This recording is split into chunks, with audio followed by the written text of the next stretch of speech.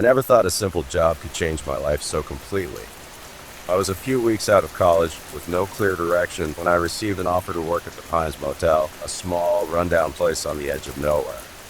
I needed money, and the pay was decent, so I accepted without much thought.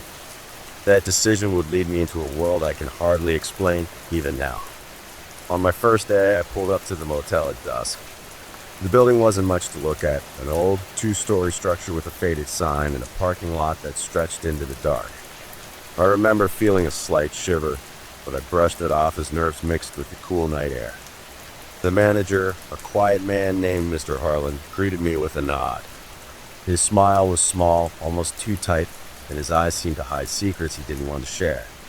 He handed me a set of keys and said in a low tone, "Watch your steps." "This place has its own way of doing things, I thanked him, still unaware of what those words would mean. That very night, I began my shift. My job was simple. Check the rooms, make sure everything was in order, and answer any odd calls that might come through on the phone at the front desk. The corridors were dimly lit by a few flickering bulbs, and every step I took echoed in the silence. I started my rounds with no hint of danger until I reached room 8. Room 8 was odd from the start. The door was slightly open, and inside, I could hear a soft humming. I knocked, but there was no answer, only the sound of the humming, which grew louder as I pushed the door open. The room was empty, with just an old radio on a small table playing a half-tuned station. I turned it off and left the room feeling uneasy. I couldn't shake the feeling that someone had been there, even though the room was clearly empty. Over the next few nights, strange things began to happen. I'd get phone calls on the quiet line with nothing but silence on the other end, just a faint static that sometimes morphed into whispered words I couldn't quite understand. Other times, I'd catch glimpses of movement out of the corner of my eye in the dark hallways. At first, I thought it was just my imagination, but the incidents kept growing more unsettling. One night, as I walked back from my rounds, I noticed that one of the corridors seemed to stretch on longer than it ever had before. The lights flickered, and I felt as if the air itself was watching me. I took a deep breath and continued, trying to dismiss the growing dread. But then, I heard a soft knock coming from one of the closed doors. The sound was gentle, but persistent, almost as if someone was tapping out a secret code. I approached room 12 with caution and pushed the door open. Inside, nothing was out of place, until I saw a small, handwritten note on the bed that read, "Don't trust the night." My heart pounded as I scanned the room for any sign of who might have left it, but it was completely empty. I left the note on the bed and quickly exited, wondering if someone was playing a cruel trick. The next day, curiosity got the best of me. I asked Mr. Harlan about the note, but he only shook his head and said, "This place carries old voices." His vague answer did little to calm my growing fear. That night, while I was checking the security cameras in the small office behind the front desk, I saw something that made me stop in my tracks. On one of the screens, in a hallway I hadn't even been in yet, a shadow moved quickly across the frame, too fast to be a person, yet with a presence that felt all too human. I rewound the footage several times, trying to catch another glimpse of the figure, but it was gone as quickly as it had appeared. My unease grew with each passing shift, but I knew very well that I had bills to pay and wouldn't be able to find such a well-paying job anytime soon. So I decided to bear these things until I found another reasonable job. I started to record my experiences in a little journal, jotting down every odd event, every unexplained noise, every strange call. The motel, I learned from a crumpled newspaper article I found in a dusty drawer, had a long and troubled past. Over 50 years ago, several guests had disappeared without a trace, and locals whispered that the motel was cursed, its walls haunted by those who had never left. I wasn't sure if I believed in curses, but the more I experienced, the more I began to wonder if there was some truth in those old tales. Then came the night that changed everything. It was a chilly, moonless night, and the storm outside had just begun to pick up. I was making my rounds when I heard a sudden, loud thump from somewhere deep in the building. My heart hammered as I followed the noise to what I thought was an empty storage room. The door creaked open, and I stepped inside with my flashlight trembling in my hand. In the dark, I could barely see a set of old filing cabinets and dusty boxes. But then, one cabinet slowly swung open on its own, scaring the living hell out of me. Inside, it revealed a hidden stack of old photos and letters. I picked one up, and my blood ran cold. It was a faded picture of a smiling family dated over 50 years ago, with a note on the back that said, "Never leave." I felt a chill that wasn't just from the storm. Suddenly, the lights flickered back on and off in rapid succession, and I saw a flash of movement, a figure standing behind me in the reflection of a dusty filing cabinet. I spun around, but there was nothing there. Panic set in as I dashed back out into the corridor. The familiar hall seemed to twist and change as I ran, like the building itself was trying to trap me. I eventually burst through a side door that I hoped led to the outside, only to find myself in a narrow hallway I didn't remember before. In that hallway, the atmosphere was different. The air was thick and heavy, and every step echoed like a drumbeat. I followed the corridor until I came to a small door marked asterisk, employees only asterisk with no other option. I pushed it open and found myself in a cramped break room. I sank into a dusty chair trying to catch my breath, when suddenly the door slammed shut behind me. I was trapped. My heart raced as I fumbled with the lock, but it wouldn't budge. Then I heard it, a soft, almost melodic hum that seemed to come from the walls themselves. It grew louder and louder until it filled the room with an overwhelming presence. In the middle of that terror, I saw a faint light from the far corner, where a small old radio began to play by itself.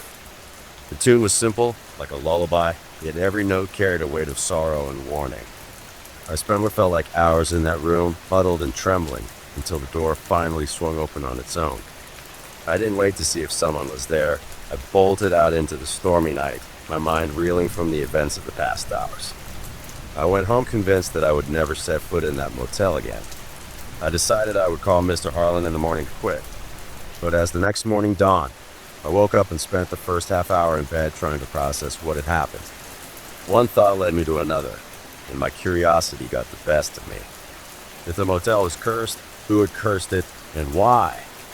If it truly was cursed, how had I escaped unharmed?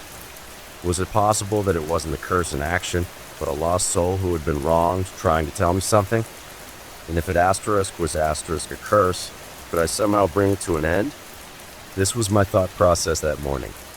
I remember feeling an almost strange compulsion to satisfy this curiosity. I had some inner conflicts later, questioning my judgment, but I ended it with the thought that since I had come out of all this in one piece, it might be a sign of my obligation to uncover the truth, perhaps even to serve some long overdue justice. My assurance to myself was that if whatever was in that motel had wanted to harm me, it would have done so already.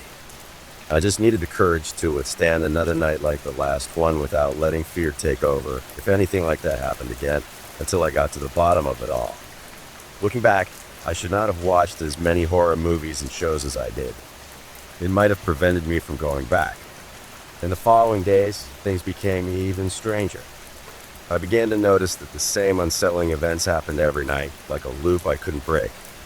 A soft knock at my door whispered voices when I was alone, and that same chilling message, asterisk, "Don't trust the night, asterisk," appeared again in different forms, scrawled on a mirror, whispered in the wind, even appearing on the edges of my dreams. I tried to warn Mr. Harlan, but he only looked at me with pity and said, asterisk, "The motel takes its toll on all of us sooner or later, asterisk." One night, I decided to follow the trail of these mysteries. I stayed late after my shift, wandering the corridors with only my journal and flashlight. I came across a door I'd never seen before, a door with no number and a heavy lock that looked out of place. Something in my gut told me this was the key to all the strange happenings. I managed to pick the lock with a set of hairpins I had hidden away for emergencies. Inside, I found a small, dark room filled with stacks of old letters, diaries, and photographs. It was like stumbling into a secret history of the motel. As I sifted through the papers, I read about a woman named Alice who had once worked at the motel. She wrote about a terrible night when everything changed, about a power outage, whispers in the halls, and guests who seemed to vanish right before her eyes. In her final entry, she described being followed by a shadow that wanted something from her, something she couldn't give. The last line was scrawled in trembling handwriting. "I fear I am already part of this place." I shuddered at the thought. Could it be that I was falling into the same trap that had claimed so many before me? The same night, while I sat in a hidden room, a noise startled me, a soft shuffle coming from behind a stack of boxes. I spun around, and there, in the dim light, stood a figure that looked almost human. It was a woman with sorrowful eyes and a sad smile, her presence both comforting and terrifying. She didn't speak, but her eyes told me she was pleading for help. I couldn't tell if she was a ghost or just a memory of the motel's past, but in that moment, I felt a deep, aching connection to her. I followed her silently as she moved through the narrow corridors, her presence guiding me deeper into the mystery of the motel. The further we went, the stranger the building became. The walls seemed to whisper secrets, and the floorboards creaked in patterns I couldn't ignore when, all of a sudden, the woman disappeared. I immediately went to the reception and stayed there all night. I didn't want to think about it too much, though I began to wonder if the woman was Alice. And then came the final twist, one I will never forget. One rainy night, as I was closing up after my shift, I received a call on the old phone at the front desk. The line was crackling with static, but I could make out a voice, soft and desperate. It whispered, "Help me, please." I asked who it was. She replied, "Alice." I froze. I listened as the voice repeated the plea, and just before the line went dead, she said, "In basements." Driven by a mix of fear and determination, I grabbed my keys and headed toward the back of the motel, where I remembered there was an old maintenance area. The corridors were dark and filled with the echoes of my own footsteps as I searched for the source of the call. I finally found a door marked asterisk basement, asterisk with a racing heart.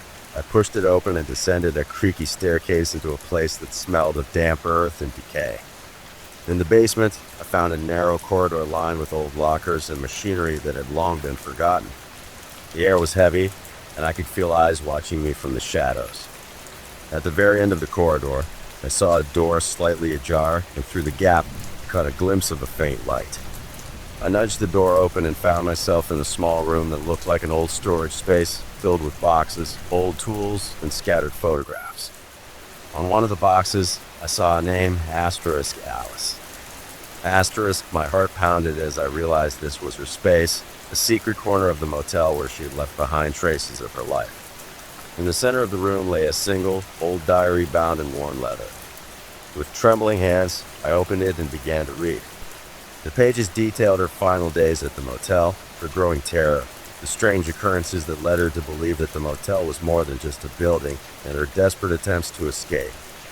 But then, as I read the last entry, the lights in the room began to flicker, and I felt a cold breath on the back of my neck. I turned around slowly, and for a brief moment, I saw her standing there, a pale figure with eyes full of sorrow and a gentle smile that seemed to say, "I'm sorry." In that moment, I understood. Alice was trapped here, just as many others had been, and now, in a twist I could never have imagined, she was reaching out to me. The lights went out completely, and the room plunged into darkness. I scrambled for my flashlight, but when I turned it on, the diary was gone, and so was any sign of Alice. Instead, I heard soft laughter echo through the basement, mingled with the distant sound of a lullaby. I ran out of that room up the stairs, but the stairs weren't coming to an end. I was stuck in a never-ending loop. As I was climbing, hoping I would reach the top soon, I heard a terrifying voice shout at me. "Stop!" I was terrified. I didn't think twice. I stopped. I didn't want to turn around, fearing what I might see. But then I heard the voices of people laughing, and the next thing I knew, I was waking up on the floor at the reception. It was almost 6 a.m.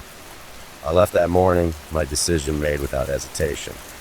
I quit the job and drove away, the building's dark silhouette receding in my rearview mirror. Even now, I still get chills when I think about that place. The motel isn't just a building. It's a trap, a place where the past and the present collide, where lost souls wander and secrets never die. I keep my journal as a reminder of what I experienced, and as a warning. Some doors, once opened, can never be closed. That night still haunts my dreams, the quiet voice of Alice echoing in the darkness, and the feeling that the motel is always waiting, always hungry for the next soul to wander in. I wonder why the motel let me go, and whether Mr. Harlan was somehow involved in it all.